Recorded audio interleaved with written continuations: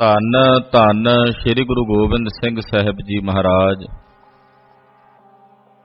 ਦਇਆਨਿਧ ਸੁਆਮੀ ਜੀ ਦੇ ਚਰਨਾਂ ਦਾ ਧਿਆਨ ਆਪਣੇ ਹਿਰਦੇ 'ਚ ਵਸਾਉਂਦਿਆਂ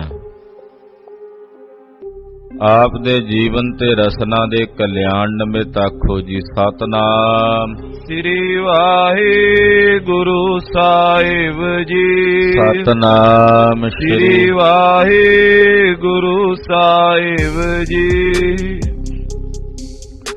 ਦੋਹਰਾ ਸੁਨ ਸਭ ਤੇ ਸਤਿਗੁਰ ਕਹਿਓ, ਇਹ ਦਰੋਗ ਕੀ ਬਾਤ। ਜਦੋਂ ਔਰੰਗਜ਼ੇਬ ਦਾ ਭੇਜਿਆ ਦੂਤ, ਪਹਾੜੀ ਰਾਜਿਆਂ ਦੇ ਦੂਤ, ਉਹਨਾਂ ਵਿੱਚੋਂ ਪੰਮਾ ਪੁਰੋਹਿਤ ਆਇਆ ਹੋਇਆ। ਇਹਨਾਂ ਨੇ ਜਦੋਂ ਸਤਿਗੁਰੂ ਜੀ ਨੂੰ ਇਸ ਪ੍ਰਕਾਰ ਨਾਲ ਬੇਨਤੀਆਂ ਕੀਤੀਆਂ, ਕਲਗੀਧਰ ਸੁਆਮੀ ਜੀ ਨੇ ਸੁਣੀਆਂ। ਸੁਣ ਕੇ ਮਹਾਰਾਜ ਜੀ ਕਹਿਣ ਲੱਗੇ ਕਿ ਤੁਹਾਡੀਆਂ ਇਹ ਦਗੇਬਾਜ਼ੀ ਦੀਆਂ ਬਾਤਾਂ ਹਨ। ਦਰੋਗ ਦਾ ਮਤਲਬ ਹੁੰਦਾ ਵੀ ਜਿਹਦੇ 'ਚ ਝੂਠ ਹੋਵੇ। ਤੁਹਾਡੀ ਇਹ ਕਹੀ ਹੋਈ ਹਰ ਇੱਕ ਗੱਲ ਝੂਠੀ ਹੈ। ਬੰਚਕਤਾ ਤੁਮ ਕਰਤ ਹੋ, ਰਾਜ ਤੇਜ ਹੋਏ ਘਾਤ। ਯਾਦ ਰੱਖਿਓ, ਤੁਸੀਂ ਗੁਰੂ ਘਰ ਨਾਲ ਠੱਗੀ ਕਰਨਾ ਚਾਹੁੰਦੇ ਹੋ ਤੇ ਗੁਰੂ ਘਰ ਨਾਲ ਠੱਗੀ ਕੀਤਿਆਂ ਤੁਹਾਡਾ ਰਾਜ ਭਾਗ ਸਭ ਕੁਝ ਬਿਨਸ ਜਾਏਗਾ, ਸਮਾਪਤ ਹੋ ਜਾਏਗਾ। ਕਿਉਂਕਿ ਤੁਸੀਂ ਇਹ ਠੱਗੀ ਗੁਰੂ ਘਰ ਨਾਲ ਕਰਨਾ ਚਾਹੁੰਦੇ ਹੋ। ਬੰਦਾ ਆਪਣੇ ਪਾਪ ਧੋਣ ਵਾਸਤੇ ਗੰਗਾ 'ਚ ਜਾਂਦਾ ਤੇ ਜੇ ਗੰਗਾ ਦੇ ਵਿੱਚ ਖਲੋ ਕੇ ਪਾਪ ਕਰੇ ਤੇ ਫਿਰ ਕਿੱਥੇ ਜਾਵੇ? ਕਹਿਵਤ ਹੈ ਨਾ ਕਿ ਬੰਦਾ ਆਪਣੇ ਪਾਪ ਧੋਣ ਵਾਸਤੇ ਗੰਗਾ ਵਿੱਚ ਜਾਂਦਾ ਹੈ ਤੇ ਗੰਗਾ ਵਿੱਚ ਖਲੋ ਕੇ ਪਾਪ ਕਰੇ ਤੇ ਫਿਰ ਕਿੱਥੇ ਜਾ ਕੇ ਧੋਵੇ? ਗੁਰੂ ਘਰ ਆ ਕੇ ਗਲਤੀਆਂ ਦਾ ਸੁਧਾਰ ਕਰਨ ਲਈ ਖਿਮਾ ਯਾਚਨਾ ਕੀਤੀ ਜਾਂਦੀ ਹੈ, ਪਰ ਜੇ ਗੁਰੂ ਕੀ ਹਜ਼ੂਰੀ 'ਚ ਆ ਕੇ ਤੁਸੀਂ ਇਦਾਂ ਦੇ ਗੁਨਾਹ ਕਰੋਗੇ ਤੇ ਕਿੱਥੇ ਬਖਸ਼ੇ ਜਾਓਗੇ? ਤੁਸੀਂ ਇਹ ਦਗੇਬਾਜ਼ੀਆਂ ਛੱਡ ਦਿਓ।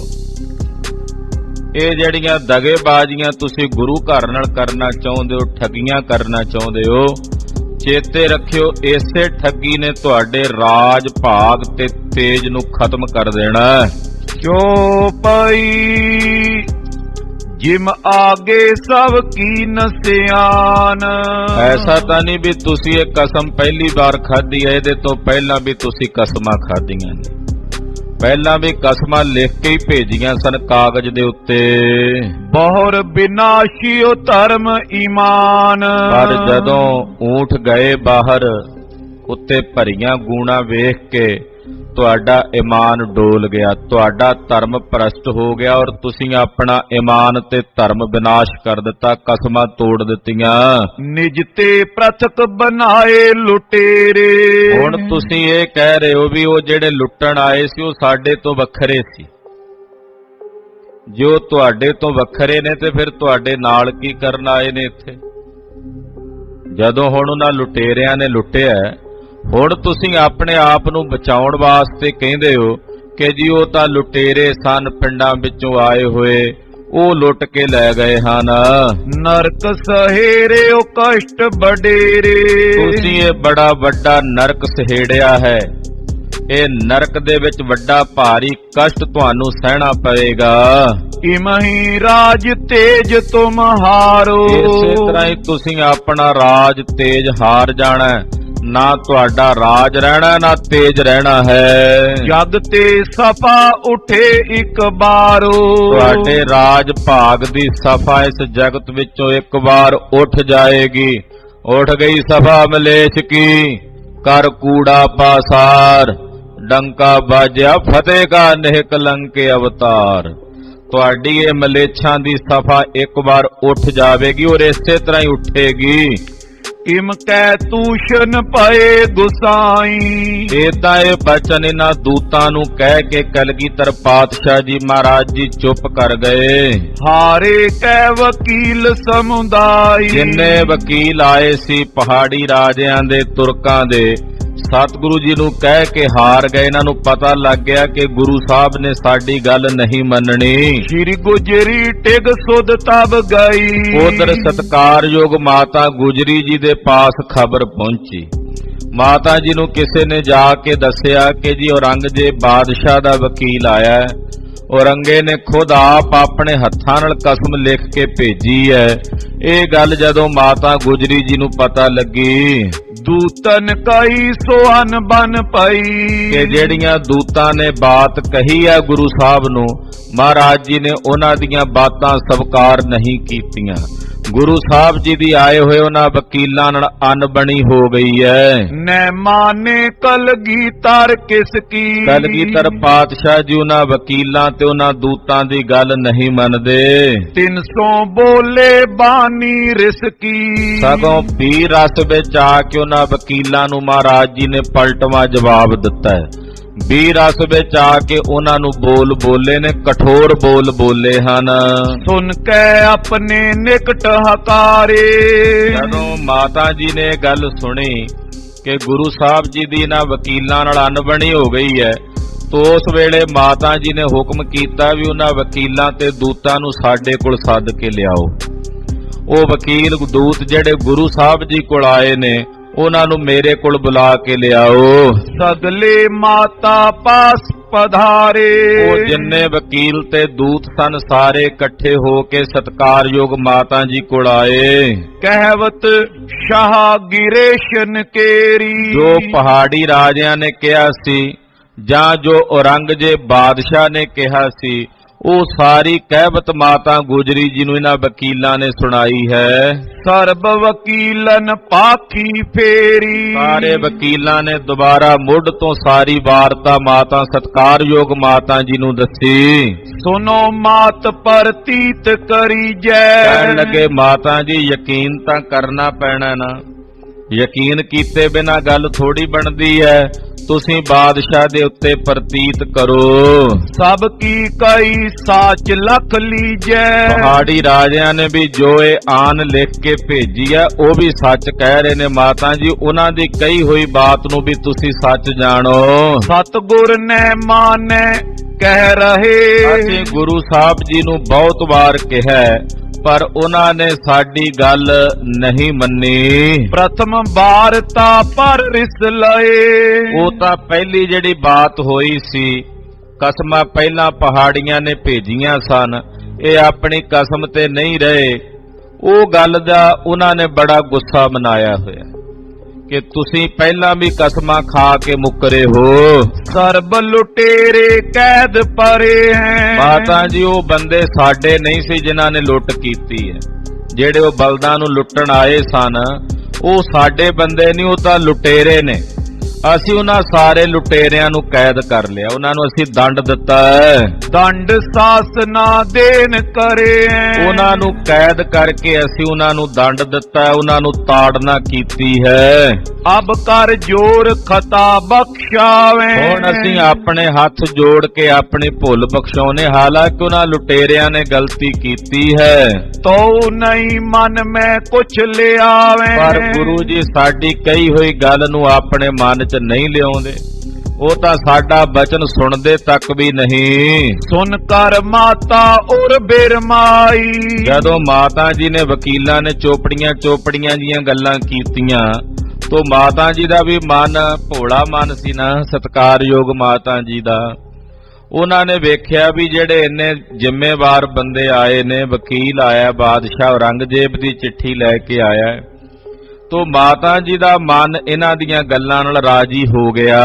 ਏਤੀ ਸ਼ਪਤ ਸਾਚ ਇਨ ਖਾਈ, ਮਾਤਾ ਜੀ ਤਾਂ ਆਪਣੇ ਹਿਸਾਬ ਨਾਲ ਵੇਖਦੇ ਇਹਨਾਂ ਨੂੰ ਵੀ ਇੰਨੀਆਂ ਕਸਮਾਂ ਖਾ ਰਹੇ ਨੇ, ਇੰਨੀਆਂ ਕਸਮਾਂ ਝੂਠੀਆਂ ਥੋੜੀ ਖਾਣਗੇ।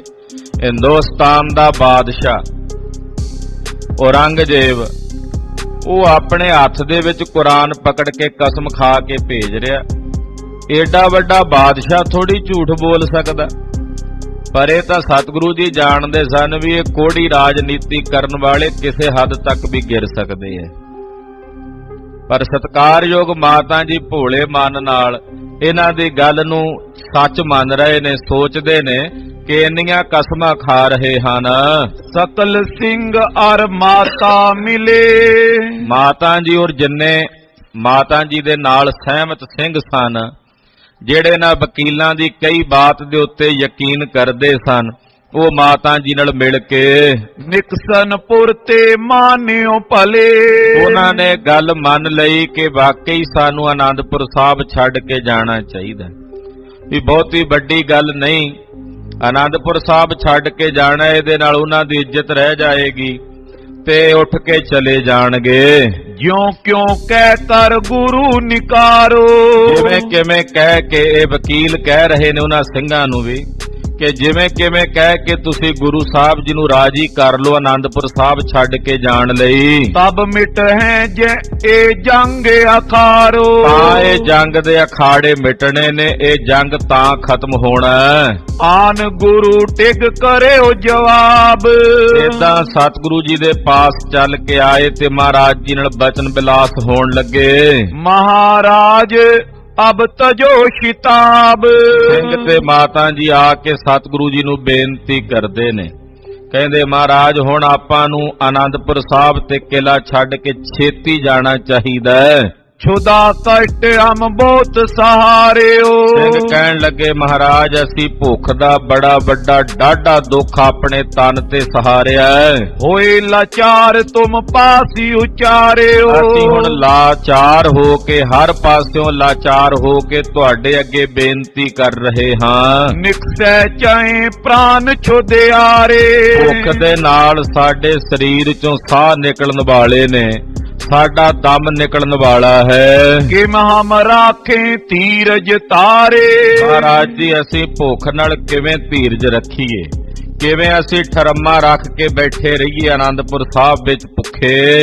ਇਤਨੇ ਮੈਂ ਮਾਤਾ ਚੱਲ ਆਈ। ਏਦਾਂ ਕੁਝ ਸਿੱਖ ਬੇਨਤੀਆਂ ਕਰਦੇ ਤੇ ਮਾਤਾ ਗੁਜਰੀ ਜੀ ਵੀ ਆ ਗਏ। ਬੈਠ ਨਿਕਟ ਸੁਤ ਕੋ ਸਮਝਾਈ। ਸਤਿਗੁਰਾਂ ਦੇ ਕੋਲ ਬਹਿ ਕੇ ਮਾਤਾ ਜੀ ਸਮਝਾਉਂਦੇ ਕਲਗੀਧਰ ਜੀ ਨੂੰ ਕਹਿਣ ਲੱਗੇ ਕਿਉਂ ਅਬ ਚਾਹਤ ਸਭ ਕੋ ਮਾਰਿਓ। ਕਹਿਣ ਲੱਗੇ ਲਾਲ ਜੀ ਜੇ ਇਸੇ ਤਰ੍ਹਾਂ ਆਨੰਦਪੁਰ ਸਾਹਿਬ ਦੇ ਵਿੱਚ ਘੇਰੇ ਵਿੱਚ ਰਹੇ, ਭੁੱਖ ਦੇ ਦੁੱਖ ਨਾਲੇ ਸਾਰੇ ਸਮਾਪਤ ਹੋ ਜਾਣਗੇ। ਆਪ ਜੀ ਦੇ ਸੇਵਕ ਨੇ, ਆਪ ਜੀ ਦੇ ਘਰ ਦੇ ਮੁਰੀਦ ਨੇ, ਤੁਹਾਡਾ ਕਰਤੱਵ ਬਣਦਾ ਹੈ ਕਿ ਇਹਨਾਂ ਨੂੰ ਜੀਵਨ ਦਾਨ ਦੇਣਾ, ਤੇ ਜੇ ਇਦਾਂ ਇਹ ਭੁੱਖੇ ਰਹੇ ਤੇ ਭੁੱਖ ਨਾਲੇ ਮਰ ਜਾਣਗੇ। ਸਿੱਖਨ ਤੁਮਰਾ ਕਾਂ ਬਿਗਾਰਿਓ। ਮਹਾਰਾਜ ਜੀ ਲੋਕ ਗੱਲਾਂ ਕਰਨਗੇ ਕਿ ਸਿੱਖਾਂ ਨੇ ਗੁਰੂ ਜੀ ਦਾ ਕੀ ਵਿਗਾੜਿਆ ਸੀ ਕਿ ਗੁਰੂ ਜੀ ਨੇ ਭੁੱਖ ਨਾਲ ਹੀ ਮਾਰ ਦਿੱਤੇ ਹਨ। ਮਰੇ ਹਜ਼ਾਰੋਂ ਲੜ ਲੜ ਆਗੇ। ਤੁਹਾਡੇ ਸਾਹਮਣੇ ਇਹਨਾਂ ਸਿੱਖਾਂ ਨੇ ਕਿੰਨੀ ਬਹਾਦਰੀ ਕੀਤੀ ਹੈ, ਦੁਸ਼ਮਣ ਦੇ ਅੱਗੇ ਵੱਧ ਵੱਧ ਕੇ ਲੜੇ ਹਨ। ਬਚੇ ਅੰਨ ਬਿਨ ਮਰਬੇ ਲਾਗੇ। ਹੁਣ ਇਹ ਅੰਨ ਨਾਲ ਹੀ ਬਚ ਸਕਦੇ ਨੇ, ਅੰਨ ਤੋਂ ਬਿਨਾਂ ਇਹ ਮਰਨ ਵਾਸਤੇ ਤਿਆਰ ਹਨ। ਹੀਲਾ ਪਰੇ ਕਤਲ ਹੋਏ ਜੈ ਹੈ। ਜੇ ਦੁਸ਼ਮਣ ਨੂੰ ਇਹ ਖਬਰ ਹੋ ਗਈ ਕਿ ਬਹੁਤ ਜ਼ਿਆਦਾ ਕਮਜ਼ੋਰ ਹੋ ਗਏ ਨੇ ਸਿੰਘ, ਇਹਨਾਂ ਨੂੰ ਅੰਨ ਨਹੀਂ ਪਿਆ ਮਿਲਦਾ, ਦੁਸ਼ਮਣ ਦੇ ਹੱਲੇ ਦੇ ਨਾਲ ਫਿਰ ਇਹ ਸਾਰੇ ਕਤਲ ਹੋ ਸਕਦੇ ਹਨ। ਕੋ ਲੱਖੋਂ ਲਸ਼ਕਰ ਅਟਕੇ ਹੈ। ਕਿਉਂਕਿ ਦੁਸ਼ਮਣ ਦਾ ਲਸ਼ਕਰ ਲੱਖਾਂ ਦੀ ਗਿਣਤੀ ਵਿੱਚ ਹੈ ਲਾਲ ਜੀ। ਉਹਨਾਂ ਲੱਖਾਂ ਦੀ ਗਿਣਤੀ ਦੇ ਵਿੱਚ ਲਸ਼ਕਰ ਦੇ ਸਾਹਮਣੇ ਕੌਣ ਅੜ ਸਕਦਾ ਹੈ। ਸ਼ਾਹ ਗਿਰੇਸ਼ਵਰ ਭਾਖਤ ਸਾਰੇ। ਬਾਦਸ਼ਾਹ ਵੀ ਕਹਿ ਰਿਹਾ ਤੇ ਜਿੰਨੇ ਪਹਾੜੀ ਰਾਜੇ ਨੇ ਉਹ ਵੀ ਆਖ ਰਹੇ ਨੇ ਇਮ ਏਕ ਕੂਰ ਬਨੇ ਧਰਮਾਰੇ। ਇਹਨਾਂ ਨੇ ਕਸਮਾਂ ਖਾਧੀਆਂ ਨੇ, ਇਹ ਹੁਣ ਏਦਾਂ ਥੋੜੀ ਝੂਠੇ ਹੋ ਕੇ ਧਰਮ ਹਾਰ ਕੇ ਜੀਵਣਗੇ ਜਾਂ ਜਾਣਗੇ। ਜੇ ਨੇ ਮਾਨੋਗੇ ਇਹ ਬਾਤ। ਜੇਕਰ ਤੁਸੀਂ ਬਾਦਸ਼ਾਹ ਤੇ ਨਾ ਪਹਾੜੀ ਰਾਜਿਆਂ ਦੀ ਬਾਤ ਨਹੀਂ ਮੰਨਦੇ, ਤਜੇ ਸਾਥ ਤੁਮਰੋ ਬਖਿਆਤ। ਸੁਭਾਵਕ ਹੈ ਕਿ ਇਹ ਸਿੰਘ ਤੁਹਾਡਾ ਸਾਥ ਛੱਡ ਕੇ ਚਲੇ ਜਾਣਗੇ ਭੁੱਖ ਦੇ ਦੁੱਖ ਨਾਲ। ਇੰਨੇ ਡਾਢੇ ਭੁੱਖੇ ਹਨ ਕਿ ਇਹਨਾਂ ਨੇ ਹੁਣ ਆਪ ਜੀ ਦੇ ਨਾਲ ਨਹੀਂ ਰਹਿਣਾ, ਇਹ ਤੁਹਾਨੂੰ ਛੱਡ ਕੇ ਚਲੇ ਜਾਣਗੇ ਜੇ ਤੁਸੀਂ ਨਾ ਵੀ ਗਏ। ਘਰ ਕੇ ਪੀ ਸਗਰੇ ਤਜ ਜਾਵੇ। ਘਰ ਦੇ ਵੀ ਛੱਡ ਕੇ ਚਲੇ ਜਾਣਗੇ। ਭੁੱਖ ਦਾ ਦੁੱਖ ਕੌਣ ਸਹਾਰੇਗਾ ਆਪਣੇ ਤਨ ਉੱਤੇ। ਜਿਤ ਕਿਤ ਹੋਏ ਕਰ ਪ੍ਰਾਨ ਬਚਾਵੇ। ਜਿੱਧਰ ਕਿੱਧਰ ਹੋ ਕੇ ਸਭ ਆਪਣੇ ਪ੍ਰਾਣ ਬਚਾਉਣ ਲਈ ਭੱਜਣਗੇ, ਨੱਠਣਗੇ। ਪੁਨ ਏਕਲ ਰਹਿ करो कहाँ। ਫਿਰ ਜਦੋਂ ਤੁਸੀਂ ਇਕੱਲੇ ਰਹਿ ਗਏ ਇੱਥੇ, ਫਿਰ ਇਕੱਲੇ ਰਹਿ ਕੇ ਕੀ ਕਰੋਗੇ ਜਦੋਂ ਸਾਥੀ ਸਾਰੇ ਛੱਡ ਕੇ ਚਲੇ ਗਏ? सब इनको प्राणन प्रिय महा। ਕਿਉਂਕਿ ਪ੍ਰਾਣ ਤਾਂ ਸਾਰਿਆਂ ਨੂੰ ਹੀ ਪਿਆਰੇ ਨੇ, ਜ਼ਿੰਦਗੀ ਤਾਂ ਸਾਰਿਆਂ ਨੂੰ ਆਪਣੀ ਪਿਆਰੀ ਲੱਗਦੀ ਹੈ। सुन सिंगन ते अर बच माते। ਜਦੋਂ ਸਿੰਘਾਂ ਨੇ ਤੇ ਮਾਤਾ ਜੀ ਨੇ ਇਸ ਤਰ੍ਹਾਂ ਬਚਨ ਸਤਿਗੁਰੂ ਜੀ ਨੂੰ ਕਹੇ, ਕਲਗੀਧਰ ਪਾਤਸ਼ਾਹ ਨੇ ਸੁਣੇ। रिस कर कैत पाए बिख्याते। ਮਹਾਰਾਜ ਜੀ ਵੀਰ ਰਸ ਵਿੱਚ ਆਏ ਹੋਏ ਨੇ ਤੇ ਵੀਰ ਰਸ ਵਿੱਚ ਹੀ ਪ੍ਰਗਟ ਬੋਲੇ ਕਹਿਣ ਲੱਗੇ, जो अब निकसे बचे सुनाई। ਕਹਿਣ ਲੱਗੇ ਮਾਤਾ ਜੀ ਸਿੰਘੋ ਸੁਣੋ, ਜਿਹੜਾ ਹੁਣ ਇੱਥੋਂ ਆਨੰਦਪੁਰ ਸਾਹਿਬ ਚੋਂ ਨਿਕਲ ਕੇ ਜਾਏਗਾ ਉਹ ਬਚੇਗਾ ਨਹੀਂ, ਕਿਉਂਕਿ ਸਤਿਗੁਰਾਂ ਨੂੰ ਦਿਸ ਰਿਹਾ ਸੀ ਕਿ ਦੁਸ਼ਮਣ ਹਮਲਾ ਕਰੇਗਾ। ਮਹਾਰਾਜ ਜੀ ਕਹਿੰਦੇ ਭਾਈ ਵੇਖ ਲੋ, ਜਿਹੜਾ ਆਨੰਦਪੁਰ ਸਾਹਿਬ ਛੱਡ ਕੇ ਜਾਏਗਾ ਉਹ ਬਚੇਗਾ ਨਹੀਂ। हमरो दोष लखो ने काई। ਤੇ ਮੁੜ ਕੇ ਕਹੋ ਕਿ ਗੁਰੂ ਜੀ ਨੇ ਨਹੀਂ ਬਚਾਇਆ, ਫਿਰ ਸਾਡੇ ਤੇ ਨਾ ਕੋਈ ਦੋਸ਼ ਲਾਇਓ, ਫਿਰ ਸਾਡਾ ਨਹੀਂ ਕੋਈ ਦੋਸ਼ ਹੋਣਾ। पसरे जैके यही प्रसंग। ਇਹ ਪ੍ਰਸੰਗ ਸਾਰੇ ਪਾਸੇ ਪਸਰੇਗਾ, ਸਭ ਪਾਸੇ ਗੱਲ ਹੋਵੇਗੀ। हते गए सगरे बिच जंग। ਜੰਗ ਦੇ ਵਿੱਚ ਸਾਰੇ ਹੀ ਸਿੰਘ ਸਮਾਪਤ ਹੋ ਗਏ ਨੇ, ਖਤਮ ਹੋ ਗਏ ਨੇ। सुन कर बिस में बौर विचारे। ਔਰ ਫਿਰ ਸੁਣ ਕੇ ਹੈਰਾਨ ਹੋਣਗੇ, ਤੇ ਇੱਧਰ ਜਿਹੜੇ ਸਿੰਘ ਸੁਣਦੇ ਸੀ ਸੁਣ ਕੇ ਹੈਰਾਨ ਹੋਏ ਤੇ ਵਿਚਾਰ ਕਰਦੇ ਨੇ असमंजस क्यों भई उचारे। ਕਿ ਸਤਿਗੁਰੂ ਜੀ ਐਸੀ ਅਸਮੰਜਸ ਬਾਤ ਕਿਉਂ ਕਹਿ ਰਹੇ ਹਨ? क्यों ना पाए सतगुर रखवारे। ਲੋਕ ਗੱਲਾਂ ਕਰਨਗੇ ਕਿ ਜਿੰਨੇ ਸਿੰਘ ਆਨੰਦਪੁਰ ਸਾਹਿਬ ਤੋਂ ਛੱਡ ਕੇ ਗਏ ਉਹ ਸਾਰੇ ਕਿਉਂ ਮਾਰੇ ਗਏ ਜੰਗ 'ਚ, ਗੁਰੂ ਸਾਹਿਬ ਨੇ ਉਹਨਾਂ ਦੀ ਰੱਖਿਆ ਕਿਉਂ ਨਾ ਕੀਤੀ? ਇਹ ਗੱਲਾਂ ਚੱਲਣਗੀਆਂ। जे संगी सद रै बिहारे। ਤੇ ਜਿਹੜੇ ਹਮੇਸ਼ਾ ਗੁਰੂ ਜੀ ਦੇ ਨਾਲ ਰਹਿੰਦੇ ਸਨ ਤੇ ਸਤਿਗੁਰੂ ਜੀ ਉਹਨਾਂ ਦੇ ਨਾਲ ਰਹਿੰਦੇ ਸਨ, या ते लिख लिख सकल विदावा। ਸਾਨੂੰ ਇਹੀ ਚਰਚਾ ਚੱਲੇਗੀ ਵੀ ਗੁਰੂ ਜੀ ਨੇ ਨਹੀਂ ਬਚਾਇਆ ਉਹਨਾਂ ਨੂੰ, ਸਾਡੇ ਨਾਂ ਤੇ ਦੋਸ਼ ਲੱਗੇਗਾ ਕਿ ਗੁਰੂ ਜੀ ਨੇ ਰੱਖਿਆ ਨਹੀਂ ਕੀਤੀ ਸਿੰਘਾਂ ਦੀ। ਇਸ ਕਰਕੇ ਜਿਨ੍ਹਾਂ ਨੇ ਜਾਣਾ ਸੁਣੋ ਬਈ, ਆਪਣੇ ਹੱਥੀਂ ਵਿਦਾਵਾ ਲਿਖ ਕੇ ਆਪਣੇ ਜ਼ਿੰਮੇਵਾਰੀ ਤੇ ਜਾ ਸਕਦੇ, ਵਿਦਾਵਾ ਲਿਖ ਕੇ ਦੇ ਦਿਓ। ਸਾਡੀ ਕੋਈ ਜ਼ਿੰਮੇਵਾਰੀ ਨਹੀਂ ਜਿਹੜਾ ਬਾਹਰ ਜਾਏਗਾ ਕਿ ਉਹ ਬਚੇਗਾ ਕਿ ਨਹੀਂ ਬਚੇਗਾ। ਤੇ ਇਸੇ ਕਰਕੇ ਲੋਕਾਂ ਵਿੱਚ ਅਪਜਸ ਹੋਵੇਗਾ, ਆਖਣਗੇ ਗੁਰੂ ਜੀ ਨੇ ਨਹੀਂ ਬਚਾਇਆ, ਸਾਰੇ ਹੀ ਜੰਗ 'ਚ ਮਾਰੇ ਗਏ ਨੇ। ਤਾਂ ਉਸ ਵਕਤ ਵਾਸਤੇ ਉਹਨਾਂ ਲੋਕਾਂ ਨੂੰ ਜਵਾਬ ਦੇਣ ਲਈ ਤੁਸੀਂ ਪਹਿਲਾਂ ਹੀ ਸਾਨੂੰ ਵਿਦਾਵਾ ਲਿਖ ਕੇ ਦੇ ਦਿਓ ਤੇ ਲਿਖ ਦਿਓ ਤੁਸੀਂ ਸਾਡੇ ਗੁਰੂ ਨਹੀਂ, ਅਸੀਂ ਤੁਹਾਡੇ ਸਿੱਖ ਨਹੀਂ। ਤੇ ਤੁਸੀਂ ਆਪਣੀ ਜ਼ਿੰਮੇਵਾਰੀ ਤੇ ਜਿੱਥੇ ਜਾਣਾ ਜਾਓ, चले जाओ जित जै मन पावा। ਜਿੱਥੇ ਤੁਹਾਡਾ ਮਨ ਭਾਉਂਦਾ ਉੱਥੇ ਚਲੇ ਜਾਓ। जे हो वो हमरे अनुसारी। ਤੇ ਜੇ ਤੁਸੀਂ ਸਾਡੇ ਅਨੁਸਾਰੀ ਹੋਵੋਗੇ, ਸਾਡੀ ਆਗਿਆ ਵਿੱਚ ਚੱਲੋਗੇ ਜਿਵੇਂ ਅਸੀਂ ਕਹਿ ਰਹੇ ਹਾਂ, तो चित चाह करे रखवारी। ਤੇ ਫਿਰ ਅਸੀਂ ਤੁਹਾਡੀ ਸਾਰਿਆਂ ਦੀ ਜ਼ਿੰਮੇਵਾਰੀ ਲੈਨੇ ਆ, ਤੁਹਾਡੀ ਸਾਰਿਆਂ ਦੀ ਰੱਖਿਆ ਅਸੀਂ ਕਰਾਂਗੇ। ਜੇ ਸਾਡੇ ਹੁਕਮ 'ਚ ਚੱਲੋਗੇ ਤੇ ਫਿਰ ਤੁਹਾਡੇ ਸਾਰਿਆਂ ਦੀ ਜ਼ਿੰਮੇਵਾਰੀ ਸਾਡੀ ਹੈ, ਅਸੀਂ ਤੁਹਾਡੀ ਸਭ ਦੀ ਰੱਖਿਆ ਕਰਾਂਗੇ। खड़ग केत प्रभ बने साए। ਖੜਗ ਕੇਤ ਅਕਾਲ ਪੁਰਖ ਵਾਹਿਗੁਰੂ ਜੀ ਆਪ ਖੁਦ ਤੁਹਾਡੇ ਮਦਦਗਾਰ ਹੋਣਗੇ, ਸਹਾਈ ਹੋਣਗੇ। रिपते दे कर हाथ बचाए। ਔਰ ਦੁਸ਼ਮਣ ਤੋਂ ਆਪਣਾ ਹੱਥ ਦੇ ਕੇ ਖੁਦ ਅਕਾਲ ਪੁਰਖ ਜੀ ਆਪ ਤੁਹਾਡੀ ਰੱਖਿਆ ਕਰਨਗੇ। ਪਰ ਤਾਂ ਜੇ ਤੁਸੀਂ ਸਾਡੇ ਬਚਨ 'ਚ ਚੱਲੋਗੇ, ਸਾਡੀ ਆਗਿਆ 'ਚ, ਜੇ ਆਪ ਉਦਰੀ ਕਰਨੀ ਹੈ ਜਾਣਾ, ਅਸੀਂ ਨਹੀਂ ਰਾਜੀ ਤੁਹਾਨੂੰ ਭੇਜ ਕੇ, ਕਿਉਂਕਿ ਬਾਹਰ ਜਾਓਗੇ ਤੇ ਮਾਰੇ ਜਾਓਗੇ। ਜੇ ਹੁਕਮ 'ਚ ਰਹੋਗੇ ਸਾਡੇ ਪਾਸ ਤੇ ਤੁਹਾਡੀ ਰਾਖੀ ਅਸੀਂ ਕਰਾਂਗੇ। ਪਰ ਜੇ ਆਪਣੀ ਮਰਜ਼ੀ ਕਰਕੇ ਜਾਓਗੇ ਤੇ ਫਿਰ ਪਹਿਲਾਂ ਹੀ ਵਿਦਾਵਾ ਲਿਖ ਕੇ ਦੇ ਕੇ ਜਾਓ। दोनों बातन में जिम पावे। ਇਹਨਾਂ ਦੋਨਾਂ ਗੱਲਾਂ ਵਿੱਚੋਂ ਜਿਹੜੀ ਗੱਲ ਤੁਹਾਨੂੰ ਭਾਉਂਦੀ ਹੈ ਉਹ ਕਰ ਲਓ। ਜੇ ਰਹਿਣਾ ਤੇ ਰਾਖੀ ਕਰਾਂਗੇ, ਜੇ ਜਾਣਾ ਹੈ ਤਾਂ ਫਿਰ ਵਿਦਾਵਾ ਲਿਖ ਕੇ ਦੇ ਜਾਓ। ਸੋ ਕਰ ਚਲੋ ਨਾ ਕੋ ਅਟਕਾਵੇ।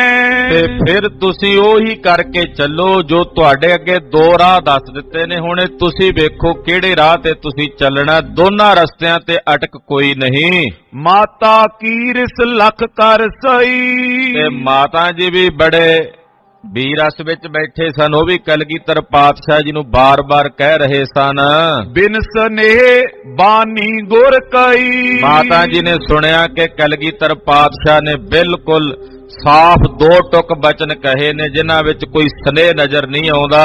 ਪਈ ਕਸ਼ਟ ਤੇ ਬੇਬਲ ਮਾਈ। ਸਤਿਕਾਰਯੋਗ ਮਾਤਾ ਜੀ ਬੜੇ ਕਸ਼ਟਦਾਇਕ ਬੇਬਲ ਹੋਏ। ਕਹਾਂ ਕਰੇ ਕੁਛ ਕਈ ਨ ਜਾਈ। ਕੀ ਕਰਨ ਕੁਝ ਕਿਹਾ ਨਹੀਂ ਜਾ ਰਿਹਾ। ਸੁਤ ਪਿਆਰੋ ਕਿਮ ਤਿਆਗਨ ਕਰੇ। ਮਾਤਾ ਕਿਉਂਕਿ ਇਹ ਗੱਲ ਤਾਂ ਮਾਤਾ ਜੀ ਨੂੰ ਵੀ ਓਨੀ ਕਹੀ ਵੀ ਤੁਸੀਂ ਵੀ ਲਿਖ ਕੇ ਚਲੇ ਜਾਓ ਵਿਦਾਵਾ ਜੇ ਜਾਣਾ ਇਹਨਾਂ ਦੇ ਨਾਲ। ਤੋ ਮਾਤਾ ਜੀ ਉਸ ਵਕਤ ਸੋਚਦੇ ਨੇ ਕਿ ਮੈਂ ਆਪਣੇ ਪਿਆਰੇ ਪੁੱਤਰ ਨੂੰ ਤਿਆਗ ਕੇ ਕਿਵੇਂ ਜਾਵਾਂ। ਨੈ ਤਿਆਗੇ ਜਾਣੇ ਹਮ ਮਰੇ। ਤੇ ਸਿੰਘ ਵੀ ਕਿਵੇਂ ਜਾਣ ਜੇ ਨਹੀਂ ਜਾਣਗੇ ਤਾਂ ਮਾਰੇ ਜਾਣਗੇ। ਤਿਮਈ ਦੁਬਿਧਾ ਸਿੰਘਨ ਵਿਆਪੀ। ਸਿੰਘਾਂ ਦੇ ਮਨ ਵਿੱਚ ਵੀ ਇਹੀ ਦੁਬਿਧਾ ਵਿਆਪੀ ਆ ਤੇ ਮਾਤਾ ਜੀ ਦੇ ਅੰਦਰ ਵੀ ਇਹੀ ਦੁਬਿਧਾ ਚੱਲ ਰਹੀ ਹੈ। ਪ੍ਰਣ ਤੋ ਗੁਰ ਤਜ ਹੈ ਨਾ ਕਦਾਪੀ। ਕਿ ਸਤਿਗੁਰੂ ਸੱਚੇ ਪਾਤਸ਼ਾਹ ਜੀ ਨੇ ਇਹ ਜਿਹੜੇ ਬਚਨ ਕਹੇ ਨੇ, ਸਿੰਘਾਂ ਦਾ ਪ੍ਰਣ ਹੈ ਕਿ ਅਸੀਂ ਗੁਰੂ ਸਾਹਿਬ ਨੂੰ ਛੱਡ ਕੇ ਨਹੀਂ ਜਾਣਾ। ਤੇ ਜਿਨ੍ਹਾਂ ਸਿੰਘਾਂ ਦਾ ਪ੍ਰਣ ਕੀਤਾ ਹੋਇਆ ਉਹ ਭਲਾ ਹੁਣ ਕਿਵੇਂ ਗੁਰੂ ਸਾਹਿਬ ਜੀ ਨੂੰ ਛੱਡ ਕੇ ਜਾਣਗੇ। ਹਮ ਨੇ ਸਿੱਖ ਗੁਰੂ ਤੁਮ ਨਾਈ। ਕਿਵੇਂ ਲਿਖਣਗੇ ਸਿੱਖ ਕਿ ਅਸੀਂ ਤੁਹਾਡੇ ਸਿੱਖ ਨਹੀਂ ਤੇ ਤੁਸੀਂ ਗੁਰੂ ਨਹੀਂ। ਇਹ ਕਿਮ ਲਿਖੀ ਜਾਏ ਪ੍ਰਭ ਪਾਈ। ਇਹ ਕਿਵੇਂ ਲਿਖਣਗੇ ਉਹ ਪਿਆਰ ਵਾਲੇ ਪ੍ਰੇਮੀ ਸਿੱਖ ਗੁਰੂ ਸਾਹਿਬ ਜੀ ਦੇ ਅੱਗੇ ਵਿਦਾਵਾ ਲਿਖ ਕੇ ਕਿਵੇਂ ਦੇਣਗੇ। ਚਿਤ ਸੋਚਨ ਕੋ ਸੋਚਤ ਸਾਰੇ। ਤਾਂ ਸਾਰੇ ਆਪਣੇ ਚਿਤਾਂ ਵਿੱਚ ਸੋਚਾਂ ਸੋਚਦੇ ਹਨ। ਪੁੱਛ ਨਾ ਸਕੇ ਕਰ ਦੁਬਿਧਾ ਧਾਰੇ। ਪਰ ਹੁਣ ਕੀ ਕਰਨ, ਕਰ ਨਹੀਂ ਸਕਦੇ। ਕੁਝ ਮਨ 'ਚ ਦੁਬਿਧਾ ਬਣੀ ਹੋਈ ਆ, ਨਾ ਰਹਿ ਸਕਦੇ ਨੇ ਨਾ ਜਾ ਸਕਦੇ ਨੇ। ਗਏ ਵਕੀਲ ਸਬਨ ਸਨ ਕਹਿਓ। ਉਧਰ ਉਹ ਜਿਹੜੇ ਵਕੀਲ ਸਨ ਉਹ ਵੀ ਗਏ ਤੇ ਜਾ ਕੇ ਪਹਾੜੀ ਰਾਜਿਆਂ ਤੇ ਸੂਬੇਦਾਰਾਂ ਨੂੰ ਕਹਿੰਦੇ ਹਨ, ਸਤਿਗੁਰ ਰਣ ਕੋ ਹੱਠ ਧਰ ਰਿਓ। ਕਹਿਣ ਲੱਗੇ ਗੁਰੂ ਜੀ ਨਹੀਂ ਸਾਡੀ ਗੱਲ ਮੰਨਦੇ। ਉਹ ਤਾਂ ਜੰਗ ਕਰਨ ਦੀ ਤਿਆਰੀ ਕਰਕੇ ਬੈਠੇ ਨੇ। ਉਹ ਤਾਂ ਕਹਿੰਦੇ ਅਸੀਂ ਤਾਂ ਫੈਸਲਾ ਜੰਗ ਦੇ ਮੈਦਾਨ 'ਚ ਕਰਨਾ। ਤਉ ਬਾਤ ਇੱਕ ਬਿਦ ਬਨ ਆਵੇ।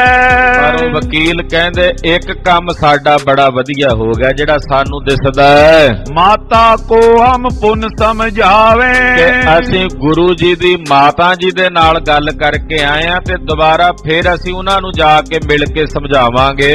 ਬਿਨਤੀ ਕਰੇ ਗਿਰੇਸ਼ਨ ਦਿਸ਼ ਤੇ।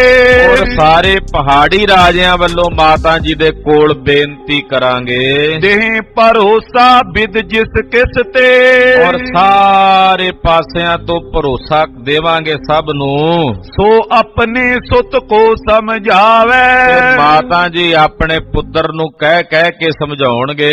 ਜਿਉਂ ਜਿਉਂ ਕਰ ਨਿਕਸਨ ਮਨਵਾਵੇ। ਜਿਵੇਂ ਕਿਵੇਂ ਕਰਕੇ ਮਾਤਾ ਜੀ ਗੁਰੂ ਜੀ ਨੂੰ ਆਨੰਦਪੁਰ ਸਾਹਿਬ ਤੋਂ ਚੱਲਣ ਲਈ ਤਿਆਰ ਕਰ ਲੈਣਗੇ। ਸਾਨੂੰ ਇਹ ਯਕੀਨ ਹੈ। ਜੇ ਜਨਨੀ ਕੋ ਕਹਿਓ ਨਾ ਮਾਨੇ। ਜੇਕਰ ਗੁਰੂ ਜੀ ਨੇ ਆਪਣੇ ਸਤਿਕਾਰਯੋਗ ਮਾਤਾ ਦਾ ਕਹਿਣਾ ਨਾ ਮੰਨਿਆ ਤੋ ਇਮ ਹੋਏ ਬਾਤ ਹਮ ਜਾਣੇ। ਤੇ ਕਹਿੰਦੇ ਫਿਰ ਵੀ ਸਾਡਾ ਇਹਦੇ 'ਚ ਲਾਭ ਹੋ ਰਿਹਾ ਹੈ। ਇਹਦੇ ਵਿੱਚ ਅਸੀਂ ਇਹ ਜਾਣਦੇ ਹਾਂ ਪੋਤਰੇ ਆਦਿਕ ਗੁਰ ਪਰਿਵਾਰ। ਗੁਰੂ ਜੀ ਦਾ ਜਿਹੜਾ ਅੱਗੇ ਪਰਿਵਾਰ ਹੈ ਮਾਤਾ ਗੁਜਰੀ ਜੀ ਦੇ ਜਿਹੜੇ ਅੱਗੇ ਪੋਤਰੇ ਹਨ ਨਿਕਰੇ ਵੈਰ ਬਿਨਾ ਅਨੁਸਾਰ। ਉਹ ਗੁਰੂ ਜੀ ਦੀ ਆਗਿਆ ਤੋਂ ਬਿਨਾਂ ਹੀ ਬਾਹਰ ਨਿਕਲ ਕੇ ਚਲੇ ਜਾਣਗੇ। ਸਾਨੂੰ ਇਦਾਂ ਜਾਪਦਾ ਹੈ ਕਿ ਜੇ ਮਾਤਾ ਜੀ ਮਨਾ ਲਿਆ ਗੁਰੂ ਜੀ ਨੂੰ ਤਾਂ ਠੀਕ, ਜੇ ਨਾ ਮੰਨੇ ਗੁਰੂ ਜੀ ਤੇ ਮਾਤਾ ਜੀ ਆਪਣੇ ਸਾਰੇ ਪੋਤਰਿਆਂ ਨੂੰ ਲੈ ਕੇ ਤੇ ਗੁਰੂ ਜੀ ਦੇ ਪਰਿਵਾਰ ਨੂੰ ਲੈ ਕੇ ਨਾਲ ਉਹ ਗੁਰੂ ਜੀ ਨੂੰ ਛੱਡ ਕੇ ਚਲੇ ਜਾਣਗੇ। ਇਸ ਬਿਦ ਭੇਦ ਪਰੇ ਗੁਰ ਘਰ ਮੈਂ। ਇਹ ਤਾਂ ਗੁਰੂ ਘਰ ਦੇ ਵਿੱਚ ਅਸੀਂ ਭੇਦ ਪਾ ਦਿੱਤਾ। ਦੁਸ਼ਮਣ ਦੀ ਇਹੀ ਸਭ ਤੋਂ ਭੈੜੀ ਬਿਰਤੀ ਹੁੰਦੀ ਹੈ ਕਿ ਜਿਸ ਨਾਲ ਟਾਕਰਾ ਹੋਵੇ ਉਹਦੇ 'ਚ ਭੇਦ ਪਾ ਦਿਓ।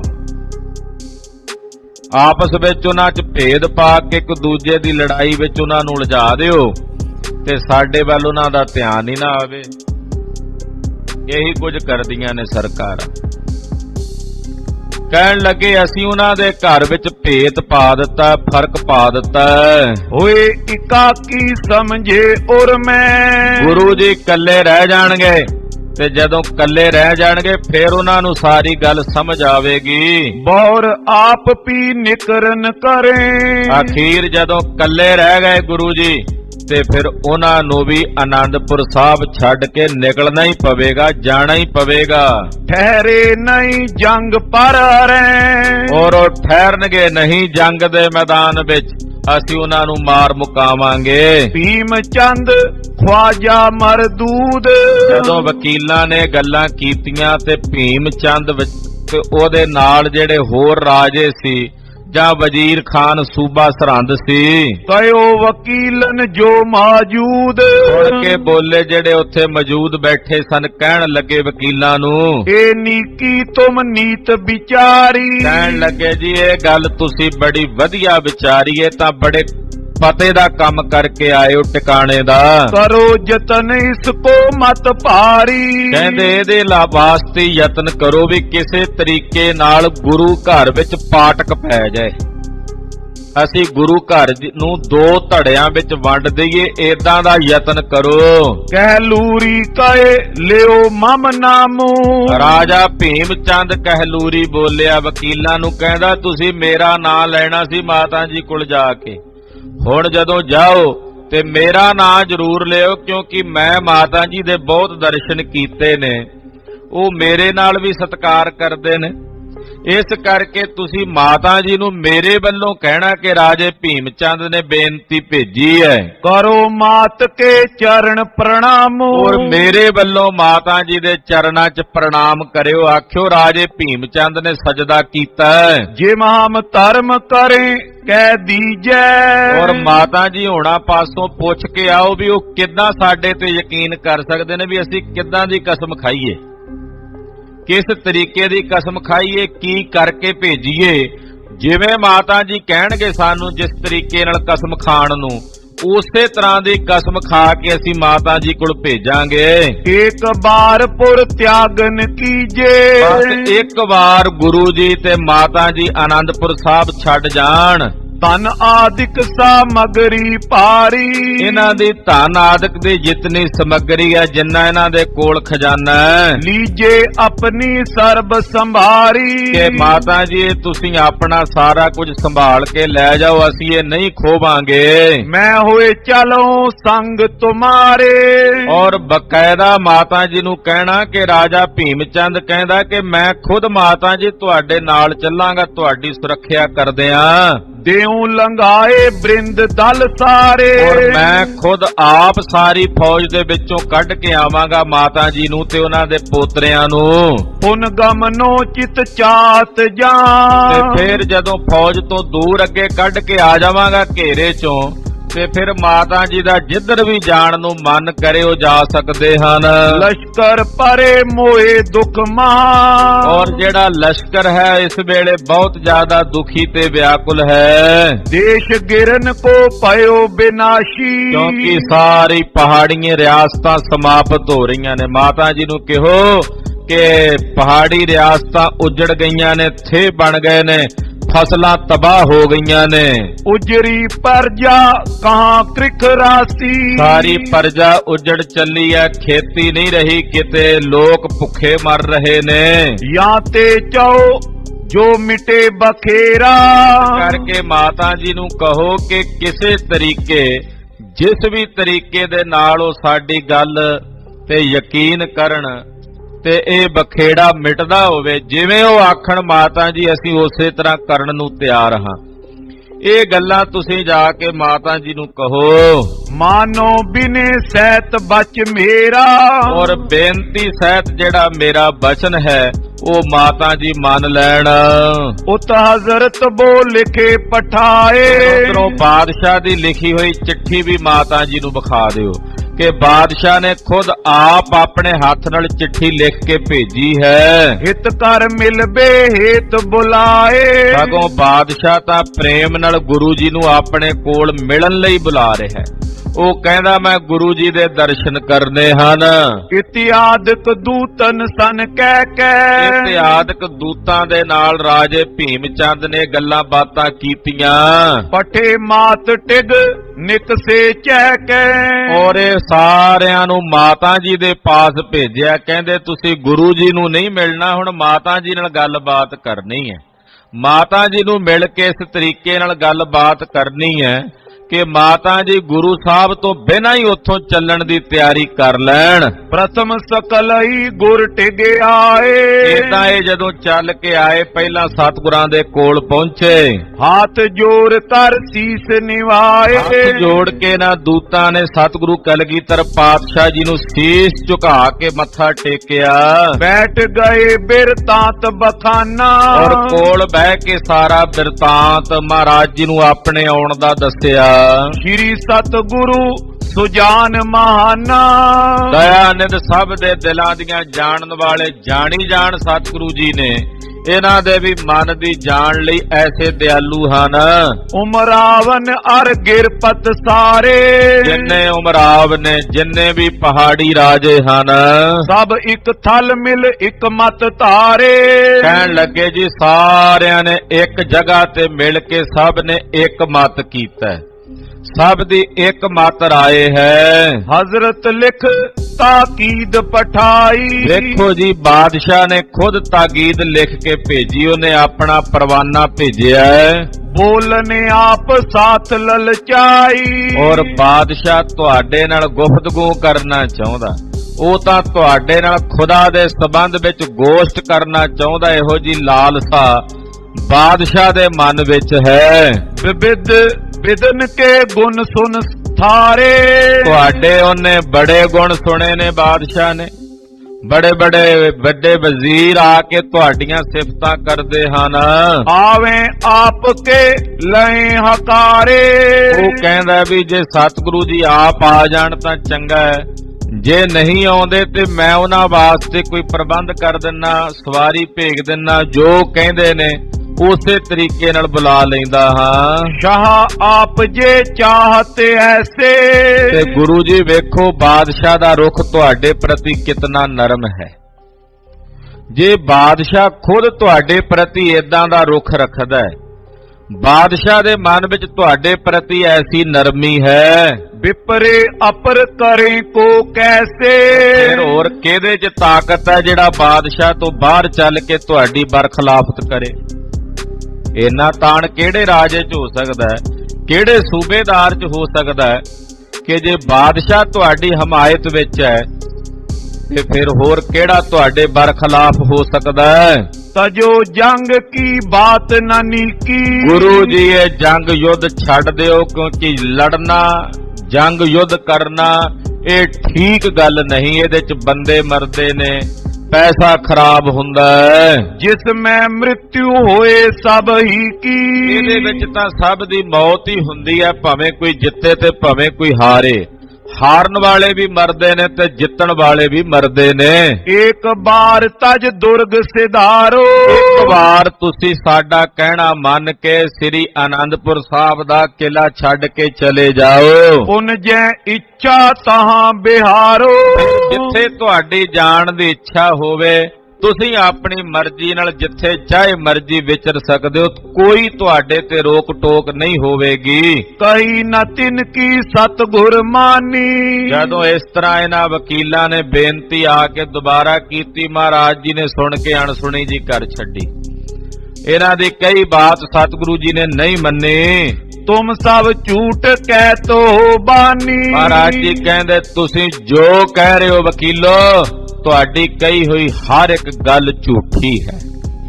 ਤੁਸੀਂ ਜੋ ਬੋਲ ਰਹੇ ਹੋ ਇਹ ਝੂਠ ਹੈ। ਜੋ ਨਿਤ ਪੂਜਾ ਕਰੇ ਪਖਾਨ। ਦਰਅਸਲ ਤੁਹਾਡੀ ਮੱਤ ਦੇ ਉੱਤੇ ਜਿਹੜਾ ਪੜਦਾ ਪਿਆ ਨਾ ਉਹ ਪੱਥਰ ਬਿਰਤੀ ਹੋਣ ਕਰਕੇ ਪਿਆ ਹੈ। ਤੁਸੀਂ ਪਖਾਣਾ ਨੂੰ ਪੂਜਦੇ ਹੋ। ਤਿਨ ਕੀ ਬੁੱਧ ਪਖਾਨ ਸਮਾਨ। ਜਿਹੜੇ ਪਖਾਨ ਪੂਜਦੇ ਨੇ ਉਹਨਾਂ ਦੀ ਬੁੱਧੀ ਵੀ ਪਖਾਨ ਸਮਾਨ ਹੀ ਹੋ ਗਈ ਹੈ।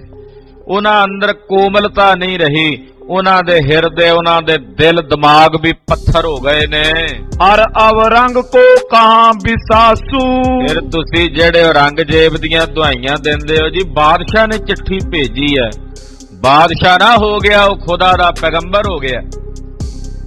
ਜਿਹੜੇ ਬਾਦਸ਼ਾਹ ਬਾਰੇ ਤੁਸੀਂ ਕਹਿੰਦੇ ਹੋ ਵੀ ਬਾਦਸ਼ਾਹ, ਉਹਨੇ ਜੀ ਆਪ ਚਿੱਠੀ ਭੇਜੀ ਹੈ। ਰਾਜ ਹੇਤ ਕਰ ਪਿਤਾ ਬਿਨਾਸੂ। ਇਹ ਉਹੀ ਬਾਦਸ਼ਾਹ ਜਿਹਨੇ ਰਾਜ ਪ੍ਰਾਪਤ ਕਰਨ ਲਈ ਆਪਣੇ ਸੱਕੇ ਪਿਓ ਨੂੰ ਮਾਰ ਦਿੱਤਾ ਕੈਦ ਕਰਕੇ।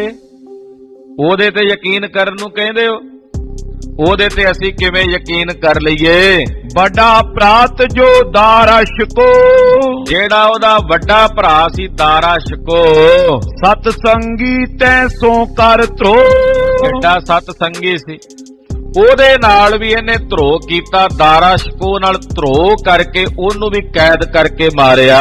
ਮਾਰ ਦਿਓ ਨੇ ਬਿਲਮ ਲਗਾਈ। ਔਰ ਦੇਰੀ ਨਹੀਂ ਲਾਈ ਉਹਨੂੰ ਮਾਰਦਿਆਂ। ਐਡਾ ਵੱਡਾ ਫਕੀਰ ਆਦਮੀ ਸੀ ਉਹ ਦਾਰਸ਼ ਕੋ। ਤਿਮਈ ਅਪਰ ਹਤੇ ਜੁਗ ਪਾਈ। ਫਿਰ ਬਾਕੀ ਦੇ ਦੋ ਭਰਾ ਜਿਹੜੇ ਸਨ ਉਹ ਵੀ ਇਹਨੇ ਮਾਰ ਦਿੱਤੇ, ਕਾਮ ਬਖਸ਼ ਤੇ ਮੁਰਾਦ ਬਖਸ਼। ਸੋ ਅਬ ਕਾ ਅਹਿਦ ਕੋ ਜਾਣੇ। ਹੁਣ ਉਹਦੇ ਅਹਿਦ ਨੂੰ ਅਸੀਂ ਕਿਵੇਂ ਮੰਨ ਲਈਏ? ਜਿਹੜਾ ਆਪਣੇ ਸੱਕੇ ਭਰਾਵਾਂ ਦਾ ਨਹੀਂ ਬਣਿਆ ਉਹ ਕਤਲ ਕਰ ਦਿੱਤੇ, ਸੱਕੇ ਪਿਓ ਦਾ ਨਹੀਂ ਬਣਿਆ ਉਹਨੂੰ ਕਤਲ ਕਰ ਦਿੱਤਾ। ਪਿਓ ਨੂੰ ਇੰਨਾ ਤੜਫਾਇਆ ਕੈਦ ਦੇ ਵਿੱਚ ਵੀ ਉਹ ਵਿਚਾਰਾ ਗਰਮੀ ਦੇ ਦਿਨਾਂ 'ਚ ਪਾਣੀ ਮੰਗਦਾ, ਪਾਣੀ ਤੱਕ ਨਸੀਬ ਨਹੀਂ ਹੁੰਦਾ ਉਹਨੂੰ। ਚਿੱਠੀ ਮੰਗਾਏ, ਸ਼ਾਹੀ ਮੰਗੀ ਵੀ ਘਟੋ ਘੱਟ ਸ਼ਾਹੀ ਦੇ ਦੇ ਮੈਨੂੰ, ਮੈਂ ਚਿੱਠੀ ਲਿਖ ਕੇ ਭੇਜਣੀ ਹੈ। ਸ਼ਾਹੀ ਦਾ ਪ੍ਰਬੰਧ ਕੀਤਾ। ਸ਼ਾਹਜਹਾਨ ਨੇ ਚਿੱਠੀ ਲਿਖੀ, ਕਹਿੰਦਾ ਔਰੰਗਜ਼ੇਬ ਬੇਟਾ, ਤੇਰੇ ਨਾਲੋਂ ਤਾਂ ਜਿਨ੍ਹਾਂ ਨੂੰ ਤੂੰ ਕਾਫਰ ਕਹਿਣਾ ਹਿੰਦੂ, ਇਹ ਕਈ ਗੁਣਾ ਚੰਗੇ ਨੇ। ਇਹਨਾਂ ਦੇ ਪਿਤਰਾਂ ਨੂੰ ਮਰਿਆਂ ਨੂੰ ਪਤਾ ਨਹੀਂ ਕਿੰਨੇ ਕਿੰਨੇ ਸਾਲ ਹੋ ਗਏ ਨੇ, ਮਰਿਆਂ ਨੂੰ ਵੀ ਪਾਣੀ ਦਿੰਦੇ ਆ। ਉਹ ਮੈਂ ਤਾਂ ਜਿਉਂਦਾ ਜਾਗਦਾ ਤੇਰਾ ਬਾਪ ਆ, ਤੂੰ ਮੈਨੂੰ ਕਿਉਂ ਨਹੀਂ ਪਾਣੀ ਪੀਣ ਵਾਸਤੇ ਇਜਾਜ਼ਤ ਕਰਦਾ? ਅੱਗੋਂ ਰੰਗੇ ਨੇ ਜਵਾਬ ਭੇਜਿਆ ਚਿੱਠੀ ਦਾ, ਕਹਿੰਦਾ ਜਿਹੜੀ ਸ਼ਾਹੀ ਤੂੰ ਲਿਖ ਕੇ ਖਰਾਬ ਕਰਕੇ ਮੈਨੂੰ ਚਿੱਠੀ ਲਿਖ ਕੇ ਭੇਜੀ ਐ, ਸ਼ਾਹੀ ਦਾ ਇਹੀ ਘੁੱਟ ਪੀ ਕੇ ਤੂੰ ਆਪਣੀ ਪਿਆਸ ਬੁਝਾ ਸਕਦਾ ਸੀ, ਮੇਰੇ ਕੋਲੋਂ ਹੋਰ ਪਾਣੀ ਦੀ ਆਸ ਨਾ ਕਰ। ਇਹੋ ਜਿਹੇ ਬਾਦਸ਼ਾਹ ਦੇ ਉੱਤੇ ਅਸੀਂ ਕਿਵੇਂ ਯਕੀਨ ਕਰ ਲਈਏ? ਮਹਾਰਾਜ ਜੀ ਕਹਿੰਦੇ ਉਹਦੇ ਲਿਖੇ ਜਿਹੜੇ ਅਹਿਦ ਨੇ ਇਹਨੂੰ ਅਸੀਂ ਕਿਵੇਂ ਮੰਨ ਲਈਏ? ਦੌਲਤ ਹੀ ਖੁਦਾਏ ਕਰ ਮਾਨੇ। ਜਿਹੜਾ ਦੌਲਤ ਨੂੰ ਹੀ ਖੁਦਾ ਮੰਨੀ ਬੈਠਾ ਹੈ, ਪੈਸੇ ਨੂੰ ਹੀ, ਜਾਇਦਾਦ ਨੂੰ ਤੇ ਰਾਜ ਨੂੰ ਹੀ ਖੁਦਾ ਕਰਕੇ ਮੰਨੀ ਬੈਠਾ ਹੈ। ਇਤਿਆਦਿਕ ਸਤਿਗੁਰੂ ਸੁਨਾਈ। ਉਹਨੂੰ ਅਸੀਂ ਕਿਵੇਂ ਮੰਨ ਲਈਏ? ਉਹਦੀ ਗੱਲ ਕਿਵੇਂ ਮੰਨ ਲਈਏ? ਬਚਨ ਕਲਗੀਧਰ ਸਵਾਮੀ ਜੀ ਨੇ ਕਹੇ, ਉਨ ਉੱਠ ਗਏ ਜਹਾਂ ਥਿਰ ਮਾਈ। ਇਹ ਵਕੀਲ ਸਤਿਗੁਰਾਂ ਕੋਲ ਉੱਠੇ ਤੇ ਚੱਲ ਕੇ ਆਏ ਜਿੱਥੇ ਸਤਿਕਾਰਯੋਗ ਮਾਤਾ ਜੀ ਸਨ। ਭੇਦ ਦੰਡ ਸੋ ਬਾਕ ਮਿਲਾਵੇ। ਇਹ ਭੇਦ ਤੇ ਦੰਡ ਦੇ ਬਾਤ ਬਣਾਉਂਦੇ। ਵੇਖੋ ਜੀ, ਗੁਰੂ ਜੀ ਨੇ ਤਾਂ ਨਹੀਂ ਮੰਨਦੇ, ਭੇਦ ਪਾਉਂਦੇ। ਦੂਜਾ ਦੰਡ, ਭੇਦ ਤੇ ਦੰਡ, ਭੇਦ ਯਾਨੀ ਕਿ ਫਰਕ ਪਾਉਂਦੇ ਮਾਤਾ ਜੀ ਦੇ ਮਨ 'ਚ ਸਤਿਗੁਰਾਂ ਪ੍ਰਤੀ, ਸਿੰਘਾਂ ਦੇ ਮਨ ਵਿੱਚ। ਦੰਡ ਇਹ ਦਿੰਦੇ ਆ, ਡਰਾਵਾ ਪਾਉਂਦੇ ਆ ਗੱਲਾਂ ਗੱਲਾਂ ਨਾਲ ਜੀ। ਵੇਖੋ ਬਾਹਰ ਫੌਜ ਬਹੁਤ ਜ਼ਿਆਦਾ, ਕਿੰਨਿਆਂ ਕਰਨ ਲੜੋਗੇ, ਇਹਦਾ ਡਰਾਵਾ ਵੀ ਪਾਉਂਦੇ ਨੇ। ਬਹੁ ਵਿਦ ਤੇ ਮਾਤੇ ਸਮਝਾਵੇ। ਬਹੁਤ ਪ੍ਰਕਾਰ ਨਾਲ ਮਾਤਾ ਜੀ ਨੂੰ ਕਈ ਤਰ੍ਹਾਂ ਦਲੀਲਾਂ ਦੇ ਦੇ ਸਮਝਾਉਂਦੇ ਨੇ। ਸੁਨੋ ਮਾਤ ਬਾतें ਵਿਖਿਆਤ। ਕਹਿਣ ਲੱਗੇ ਮਾਤਾ ਜੀ ਇਹ ਗੱਲਾਂ ਤਾਂ ਪ੍ਰਗਟ ਹਨ ਸਾਰੀਆਂ। ਨ੍ਰਿਪ ਉਮਰਾਵ ਸ਼ਪਤ ਸਭ ਖਾਤ। ਸਾਰੇ ਰਾਜੇ ਜਿੰਨੇ ਉਮਰਾਵ ਨੇ ਸ਼ਪਤ ਖਾ ਰਹੇ ਨੇ, ਸਹੁੰ ਖਾ ਰਹੇ ਨੇ। ਜਿਮ ਮਨ ਮਾਨੇ ਧਰਮ ਕਰਾਵੋ। ਤੁਹਾਡਾ ਮਨ ਜਿਵੇਂ ਮੰਨਦਾ ਤੁਸੀਂ ਉਦਾਂ ਦਾ ਨੇਮ ਕਰਾ ਲਓ ਉਹਨਾਂ ਕੋਲੋਂ। ਜਿੱਦਾਂ ਦਾ ਨੇਮ ਤੁਸੀਂ ਉਹਨਾਂ ਕੋਲੋਂ ਕਰਾਉਣਾ ਚਾਹੁੰਦੇ ਹੋ ਕਰਾ ਲਵੋ। ਤਿੰਨ ਪਰ ਨਿਜ ਵਿਸ਼ਵਾਸ ਟਿਕਾਵੋ। ਉਹਨਾਂ ਤੇ ਇੱਕ ਵਾਰ ਵਿਸ਼ਵਾਸ ਕਰਕੇ ਵੇਖੋ, ਤੁਹਾਡੇ ਵਿਸ਼ਵਾਸ ਤੇ ਖਰੇ ਉਤਰਨਗੇ। ਨਿਕਸੋ ਵੈਰ ਨ ਕਰੋ ਅੰਦੇਸ਼ਾ। ਤੁਸੀਂ ਇੱਕ ਵਾਰ ਨਿਕਲ ਜਾਓ ਆਨੰਦਪੁਰ ਸਾਹਿਬ ਤੇ ਇਸ ਗੱਲ ਵਿੱਚ ਮਨ 'ਚ ਅੰਦੇਸ਼ਾ ਨਾ ਕਰੋ। ਲਿਓ ਬਚਾਏ ਪਰਿਵਾਰ ਅਸ਼ੇਸ਼ਾ। ਮਾਤਾ ਜੀ ਤੁਸੀਂ ਆਪਣਾ ਪਰਿਵਾਰ ਬਚਾ ਲਵੋ। ਥਿਰੋ ਕੌਣ ਕਾਰਜ ਸਰ ਜਾਏ। ਇੱਥੇ ਰਹਿ ਕੇ ਕਿਉਂ ਤੁਹਾਡਾ ਕਿਹੜਾ ਕੋਈ ਕੰਮ ਸਵਰਨਾ? ਜੇ ਨਿਕਸੋ क्या होए बिगड़ाए। ਜੇ ਚਲੇ ਜਾਓਗੇ ਤੇ ਤੁਹਾਡਾ ਕੀ ਵਿਗੜਨਾ ਹੈ। जै कै संगत है गुर केरी। ਗੁਰੂ ਜੀ ਦੀ ਸੰਗਤ ਸਾਰੀਆਂ ਥਾਵਾਂ ਤੇ ਹੈ, ਜਿੱਥੇ ਵੀ ਜਾਓਗੇ। जै बैठो तै आए कनेरी। ਜਿੱਥੇ ਜਾ ਕੇ ਬਹਿ ਜਾਓਗੇ ਸੰਗਤ ਉੱਥੇ ਹੀ ਆ ਜਾਣੀ ਹੈ ਤੁਹਾਡੇ ਕੋਲ। नगर तुम्हारा रहे सदाए। ਇਹ ਨਗਰ ਤੁਹਾਡਾ ਹੀ ਰਹਿਣਾ ਆਨੰਦਪੁਰ ਸਾਹਿਬ, ਇਹ ਤੁਸੀਂ ਇਹਦੇ ਕਾਬਜ ਰਹਿਣਾ ਹੈ। अब निकसो देवरार मिटाए। ਬਸ ਇੱਕ ਵਾਰ ਹੁਣ ਤੁਸੀਂ ਚਲੇ ਜਾਓ ਤੇ ਝਗੜਾ ਮਿਟ ਜਾਵੇ। ਇਹ ਨਗਰ ਤੁਹਾਡਾ ਹੀ ਰਹਿਣਾ ਮਾਤਾ ਜੀ, ਇਹਦੇ ਮਾਲਕ ਵੀ ਤੁਸੀਂ ਰਹਿਣਾ ਹੈ। लाखों लोक वैर अर खावे। ਤੇ ਲੱਖਾਂ ਲੋਕ ਬਾਹਰ ਵੀ ਖੁਸ਼ ਹੋਣਗੇ। सिख संगत तुमरी सुख ਔਰ पावे। ਤੁਹਾਡੀਆਂ ਸਿੱਖ ਸੰਗਤਾਂ ਨੂੰ ਵੀ ਸਕੂਨ ਮਿਲੇਗਾ, ਜਿਹੜੇ ਉਸ ਵੇਲੇ ਕਈ ਮਹੀਨਿਆਂ ਤੋਂ ਪਿੰਡਾਂ ਵਿੱਚ ਬੈਠੇ ਕਿੰਨੇ ਚਿੰਤਤ ਹੋਣਗੇ ਸਿੱਖ ਤੁਹਾਡੇ। ਜਦੋਂ ਤੁਸੀਂ ਸੁਰੱਖਿਅਤ ਇੱਥੋਂ ਚਲੇ ਜਾਓਗੇ ਤੇ ਤੁਹਾਡੀਆਂ ਸਾਰੀਆਂ ਸਿੱਖ ਸੰਗਤਾਂ ਵੀ ਸੁਖੀ ਹੋਣਗੀਆਂ। नाहक इनकार रखियो बखेरा।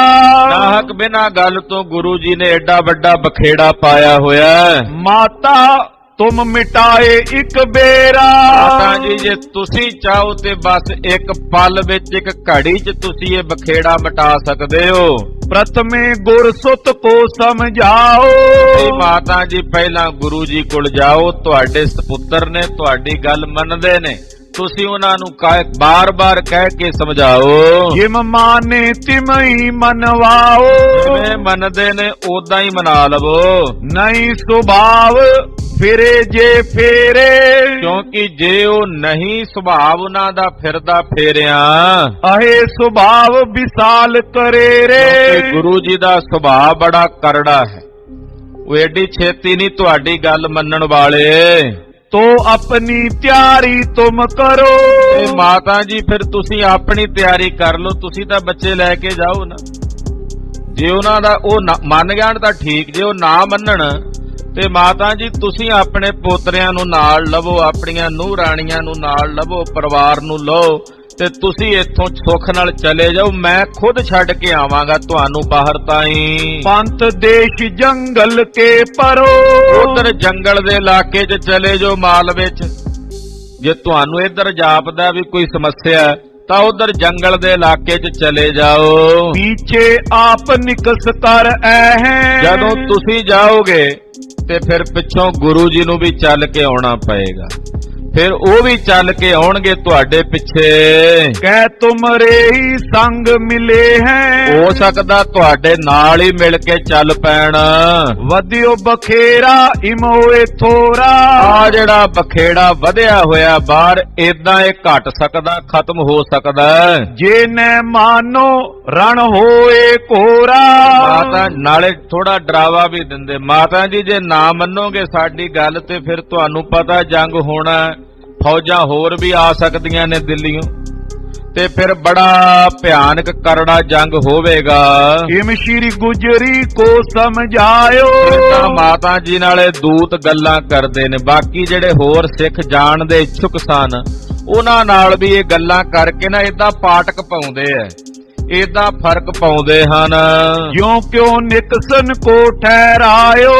ਕਿਵੇਂ ਕਿਵੇਂ ਕਰਕੇ ਇਹਨਾਂ ਨੇ ਕੁਝ ਕੁ ਸਿੱਖਾਂ ਨੂੰ ਰਜਾਮੰਦ ਕਰ ਲਿਆ ਕਿ ਤੁਸੀਂ ਆਨੰਦਪੁਰ ਸਾਹਿਬ ਤੋਂ ਚਲੇ ਜਾਓ। ਕੁਝ ਕੁ ਸਿੱਖਾਂ ਨੇ ਰਜਾਮੰਦੀ ਦੇ ਵਿੱਚ ਇਹਨਾਂ ਦੀ ਕਈ ਗੱਲ ਵਿੱਚ ਹਾਮੀ ਭਰ ਦਿੱਤੀ। कहो मात तब अब तुम जाओ। ਮਾਤਾ ਜੀ ਨੇ ਇਹਨਾਂ ਦੂਤਾਂ ਨੂੰ ਕਿਹਾ ਕਿ ਹੁਣ ਤੁਸੀਂ ਇੱਥੋਂ ਜਾਓ ਉੱਠ ਕੇ, धर्म ईमान दोहन ते लियावो। ਤੁਸੀਂ ਤੁਰਕਾਂ ਕੋਲੋਂ ਵੀ ਤੇ ਉਧਰ ਪਹਾੜੀਆਂ ਕੋਲੋਂ ਵੀ ਜਿਹੜਾ ਧਰਮ ਇਮਾਨ ਹੈ ਉਹ ਕਰਵਾ ਕੇ ਲਿਆਓ ਲਿਖਤੀ ਰੂਪ 'ਚ। ਮਾਤਾ ਜੀ ਕਹਿੰਦੇ ਕਿ ਉਹਨਾਂ ਕੋਲੋਂ ਧਰਮ ਤੇ ਇਮਾਨ ਜਿਹੜਾ ਉਹ ਲਿਖਵਾ ਕੇ ਲੈ ਕੇ ਆਓ। मैं सुत को समझाए दिखावो। ਤੇ ਤੁਹਾਡੇ ਵੱਲੋਂ ਲਿਖਿਆ ਹੋਇਆ ਇਮਾਨ ਜਦੋਂ ਆਵੇਗਾ ਮੈਂ ਆਪਣੇ ਲਾਲ ਜੀ ਨੂੰ ਵਿਖਾਵਾਂਗੀ, ਉਹ ਵੇਖਣਗੇ ਤੇ ਮੈਂ ਫਿਰ ਉਹਨਾਂ ਨੂੰ ਸਮਝਾਵਾਂਗੀ ਤੁਹਾਡੀ ਕਹੀ ਹੋਈ ਗੱਲ। देखत हृदय प्रतीत उपावो। ਔਰ ਜਦੋਂ ਤੁਹਾਡੀ ਭੇਜੀ ਹੋਈ ਉਸ ਇਮਾਨ ਧਰਮ ਦੀ ਕਸਮ ਨੂੰ ਵੇਖਣਗੇ ਤੇ ਹੋ ਸਕਦਾ ਉਹਨਾਂ ਦੇ ਮਨ 'ਚ ਪ੍ਰਤੀਤ ਬਣ ਜਾਏ, ਮੈਂ ਯਤਨ ਕਰਾਂਗੀ ਕਿ ਉਹ ਤੁਹਾਡੀ ਕਹੀ ਹੋਈ ਇਸ ਕਸਮ ਦੇ ਉੱਤੇ ਯਕੀਨ ਕਰ ਲੈਣ। ठाकुर